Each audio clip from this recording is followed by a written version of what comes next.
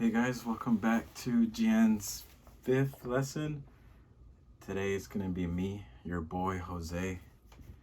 And last time we learned about the 6th habit. It was Synergize by Milton and Sihi. It was a lot of fun watching them develop their brand new videos. And now it's my turn. The brand new habit that we're learning about this time is going to be, well, the book calls it Sharpening the Saw. It shows a guy, he's sawing a tree, but he's been doing it for 4 hours, and a kid walks by and he's like, hey, why don't you just sharpen the saw? You do it 4 times faster. Instead, you're taking all this time to do it. And the guy cutting the tree is like, no, get out of here, you don't know what you're talking about. And the kid leaves, and he knows that if you sharpen the saw, it would have done it way faster than already, because you have to sharpen it in order to cut through it. But it's called that because it's about keeping yourself sharp in order to tackle the obstacles in the world. So it's about keeping balance in your life, regularly renewing the 4 dimensions that we have to take care of. And those dimensions are the body, the brain, the heart, and the soul. And this time I'm going to be doing the body and the brain. But first, I want to emphasize why balance is so important in anyone's lives. If you've ever noticed, even those big stars that people think are rich and have everything in the world, their lives aren't balanced at all. They only show the good that they have, but there's other instances where the life is a disaster. Like the book is an example here. Basically, all those old people that we learned about in school, Van Gogh and Beethoven, it gives examples in the book where, like Beethoven, he mostly focused only on music and left his whole other life behind. And it was because of that his life wasn't good in retrospect. It's only because of the balance that we need. If we keep everything in check, we can put more effort into the rest of the things.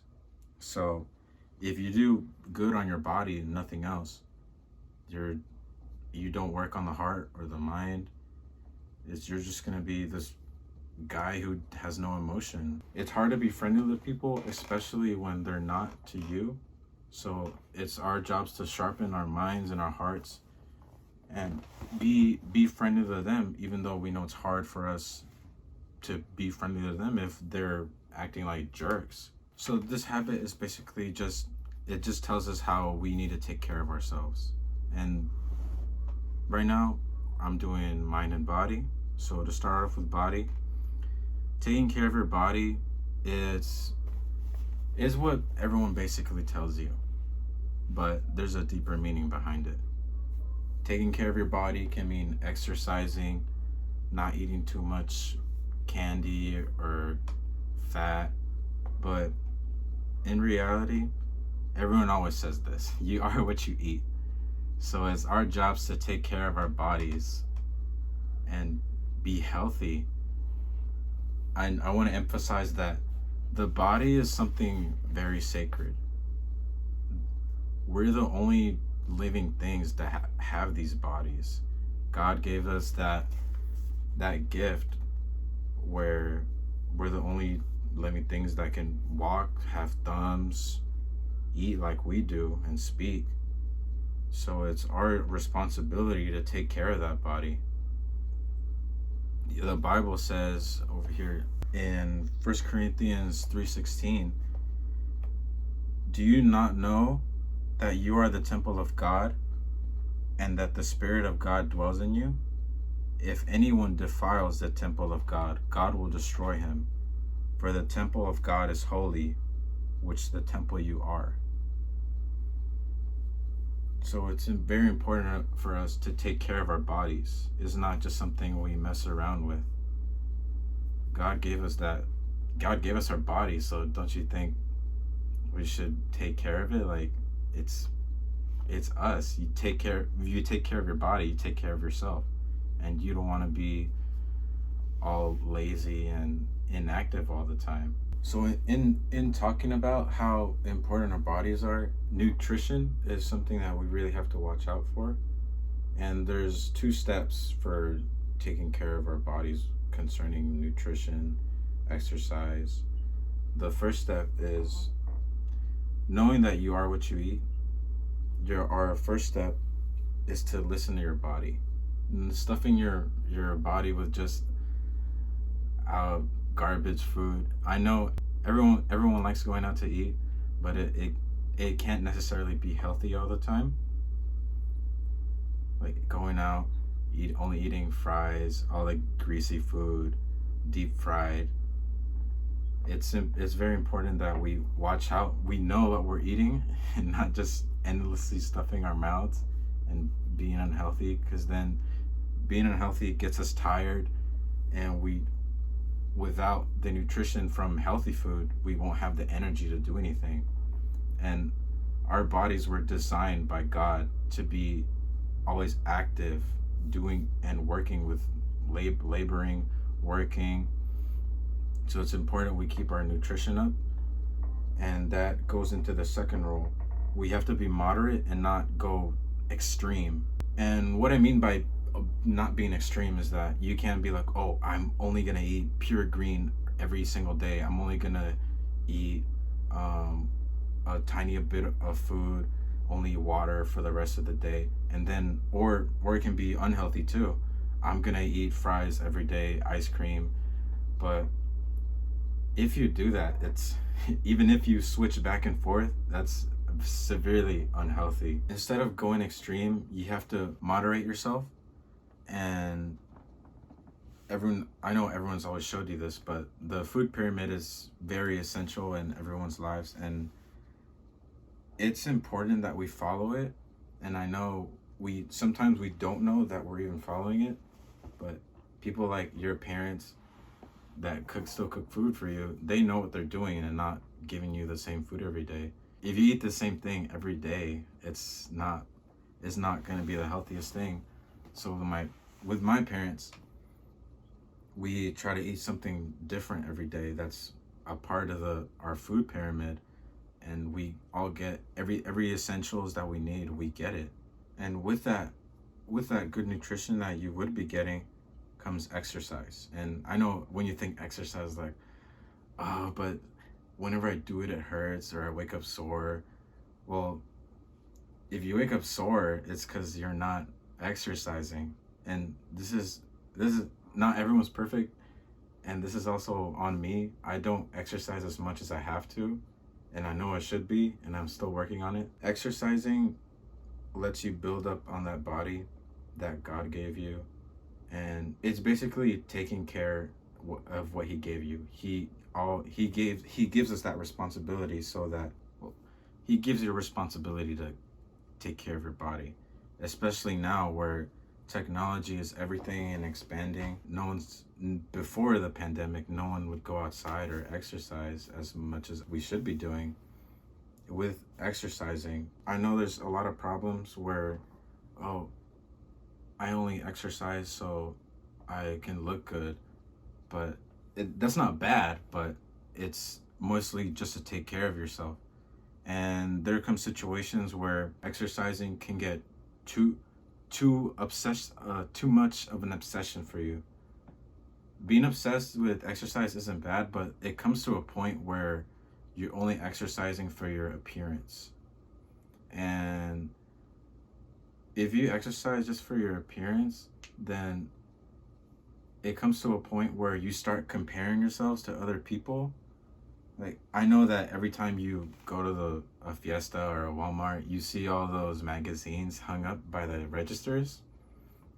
And oftentimes you'll look at them and they have perfect bodies, perfect faces, and you might compare yourself and be like, oh, I wish I had their body, or I wish I was like them. But in reality, they're not perfect. All those magazine covers are edited very crazily.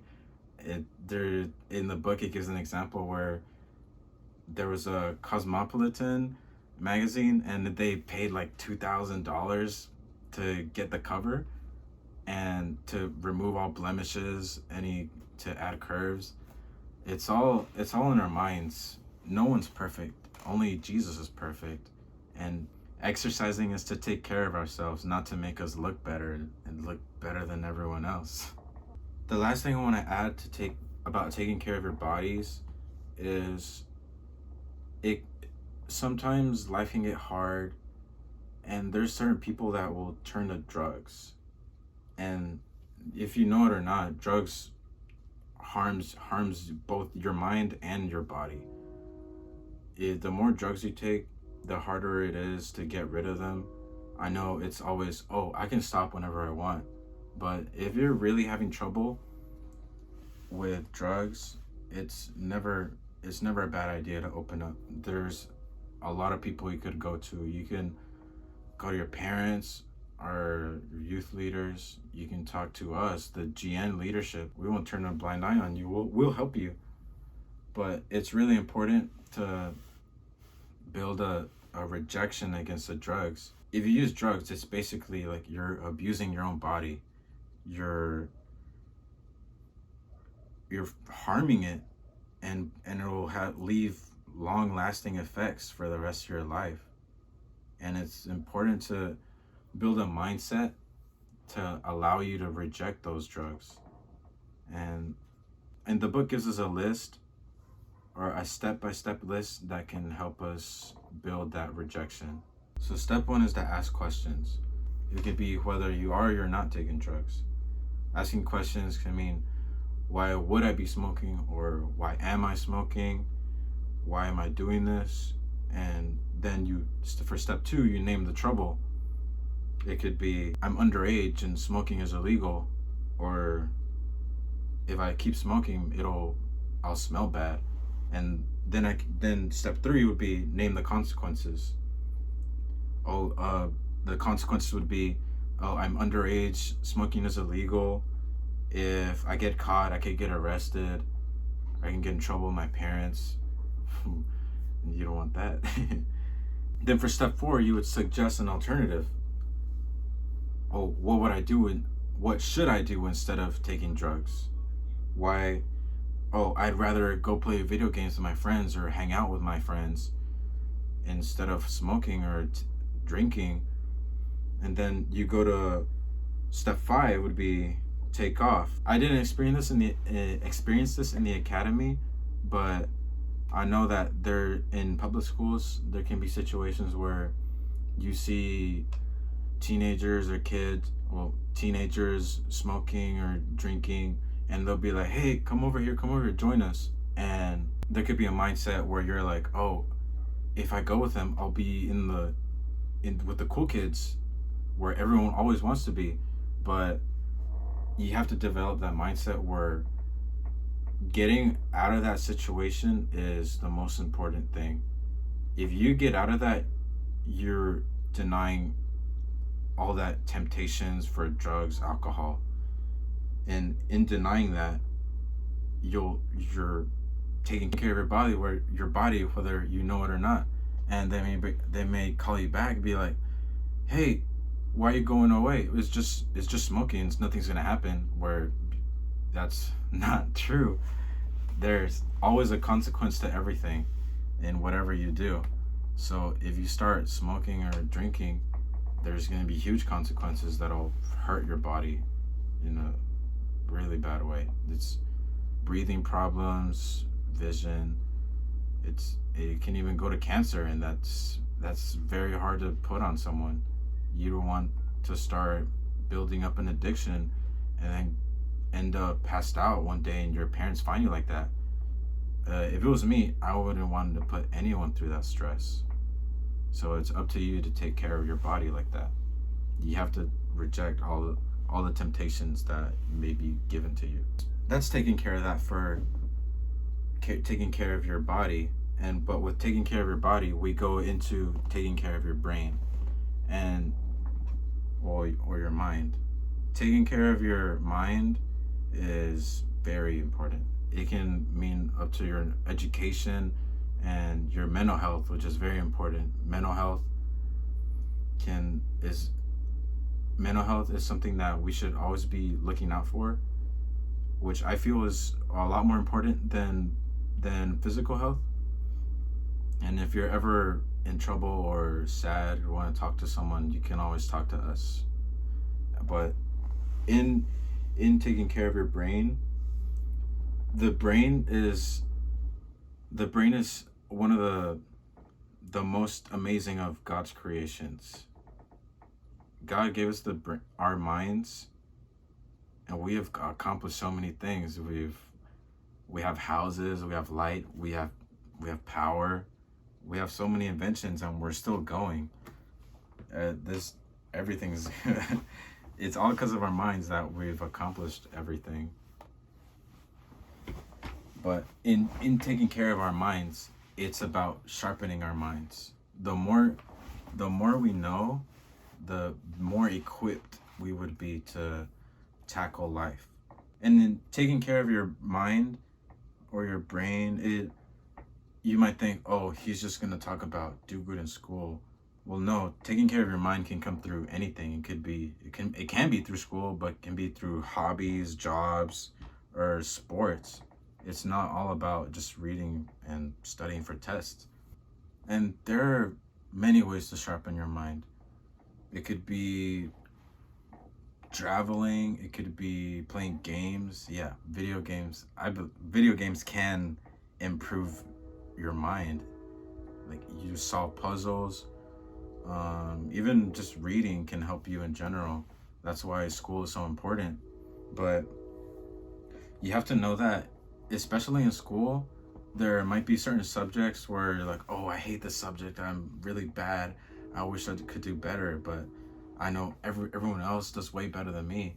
And you don't have to feel bad. Even Einstein, he failed math, and everyone always looks up to him as like one of the smartest people ever.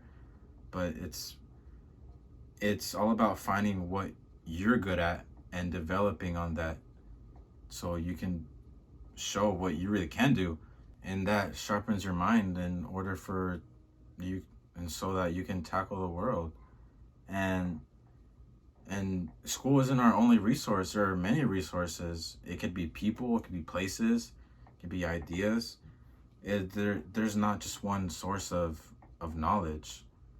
But speaking of knowledge, I know everyone mostly gets all of their knowledge from school, and doing good in school is important, but there's more to education than just sitting down and learning at school.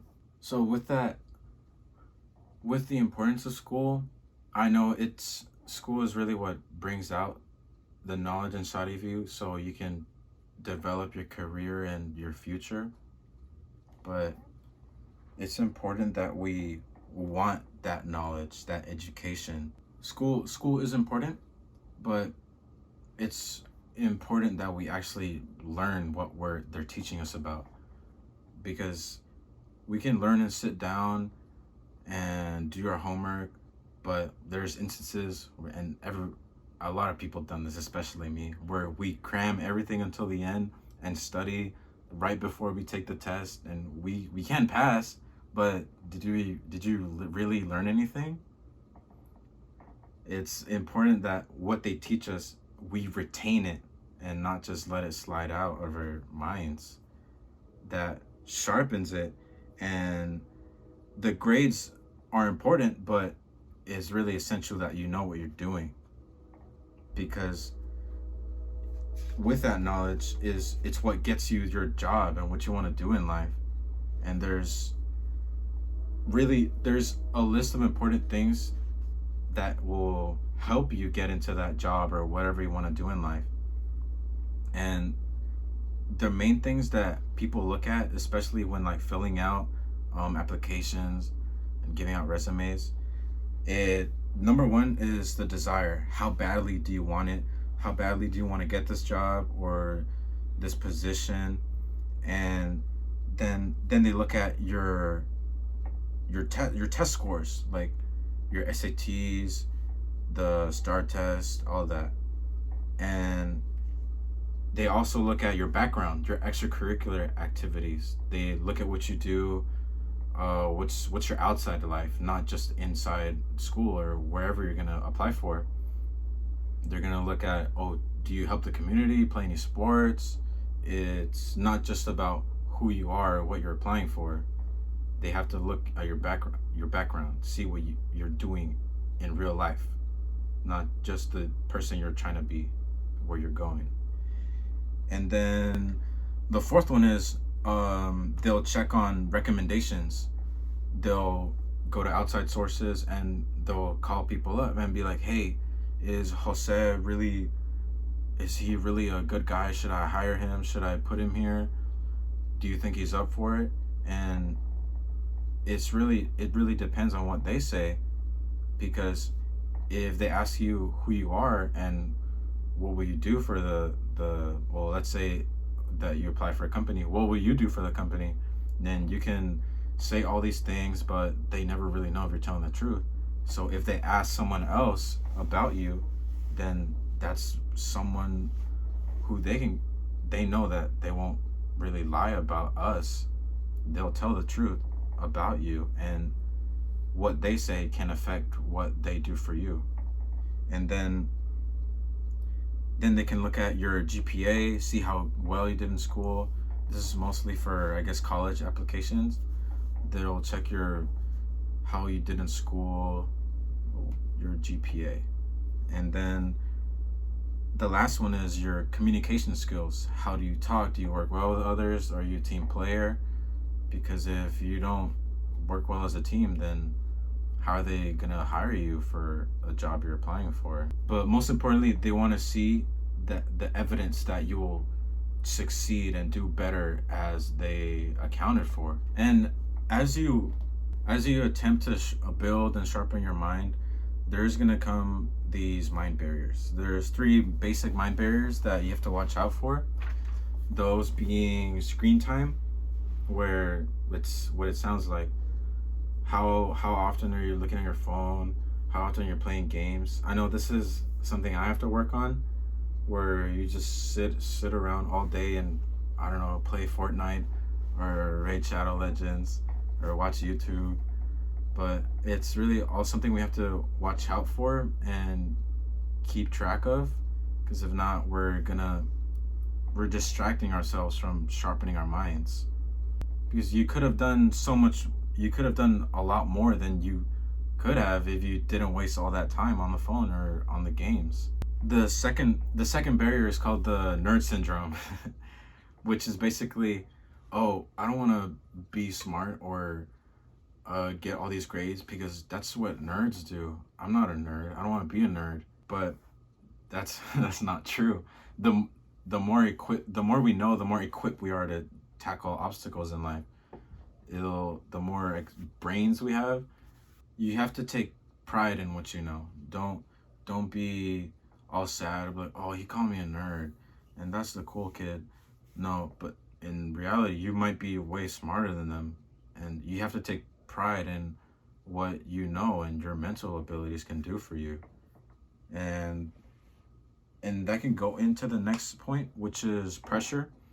I know people can be under pressure a lot. I know I dealt with this in the academy at high school, where people will be on you like, oh, you need to do way better than you did. You're not doing good enough, and it puts all this pressure on your shoulders, and you have to break free from that mindset where all this pressure is on you. But we have to remember that the stress that results from success is way better than just stressing out over the little things. If we're stressing out and then later we see, oh, I actually did really good on this, and it's a really rewarding feeling knowing that what you worked for builds up to be something greater than you hoped out for. But in the end, it all really matters about it's how you want to develop your mind. It all hinges on the fact that, oh, I want to be smart, I want to sharpen my mind and know all these things. And Even sleeping well and exercising can help your mind develop better. It all connects. See how the mind and the body connect. If you work on one, it'll help the other, and vice versa. So it really depends on that mental capacity that you have, that you will work on your mind. And when you work on your mind, you'll have better health, you'll know a lot more, and you have to take pride in what you know. And in taking pride in what you know, you're taking care of your body, you're taking care of the one of the best things that God's given you. And I really hope that y'all take this in effect. And it's not just about going to school and learning whatever a teacher's telling you for forever. Everything, if you retain that information, it'll actually be useful. Because I know basically in geometry, everyone's like, oh, what am I going to use this in life for? I'm never going to use this. And they end up using it in their job later. Well, that's how you know God has everything planned out for you. Everything connects later. Even everything will connect sooner or later, even though you may not see it. And I hope everyone retains this. Just basically looking at this video sharpens your mind. And in sharpening your mind, you'll learn to retain that knowledge and build on your body too. And I can't wait to see what the next lesson is going to be for your heart and soul. And I'm really excited for that. But before we end off, I want to just go off with a prayer. Right. Thank you, God, for this day. Thank you for everything you've given us. I know right now is a really hard time, but I know that you're looking out for us. You never forget about us. You love us so much. And I know everything's going to be okay. And I hope you keep watching over us. And soon we'll be back together soon in church. And thank you so much for everything you're doing right now. And I pray for everyone's safety and that they stay safe themselves. In your name, I pray. Amen.